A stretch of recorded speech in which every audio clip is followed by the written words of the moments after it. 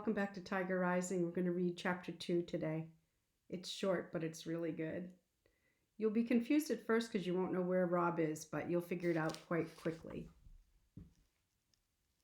"Looky here," said Norman Threemonger as soon as Rob stepped onto the school bus. "It's the Kentucky Star. How's it feel to be a star?" Norton stood in the center of the aisle, blocking Rob's path.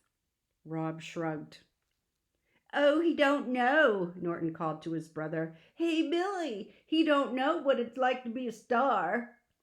Rob slipped past Norton. He walked all the way to the back of the bus and sat down in the last seat. "Hey," said Billy Threemonger. "You know what? This ain't Kentucky, this is Florida." He followed Rob and sat down right next to him.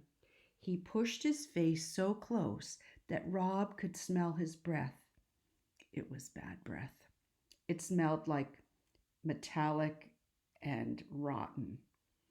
"You ain't a Kentucky Star," Billy said, his eyes glowing under the brim of his John Deere cap. "And you sure ain't a star here in Florida. You ain't a star nowhere."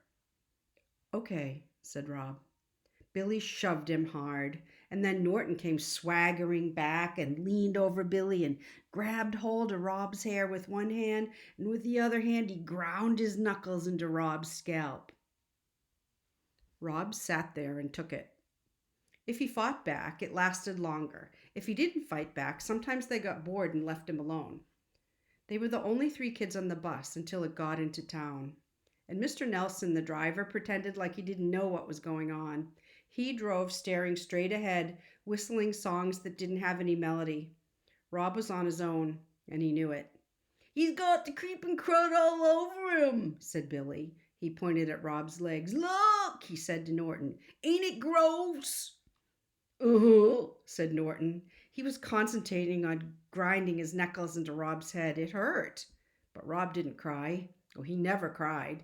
He was a pro at not crying. He was the best not crier in the world. It drove Norton and Billy Threemonger wild.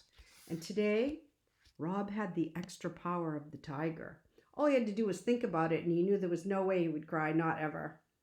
They were still out in the country and only halfway into town when the bus lurched to a stop. This was a surprising development to have the bus stop halfway through its route. And it was so surprising that Norton stopped grinding his knuckles into Rob's scalp and Billy stopped punching Rob in the arm. "Hey, Mr. Nelson!" Norton shouted. "What you doing?" "This ain't a stop, Mr. Nelson," Billy called out helpfully.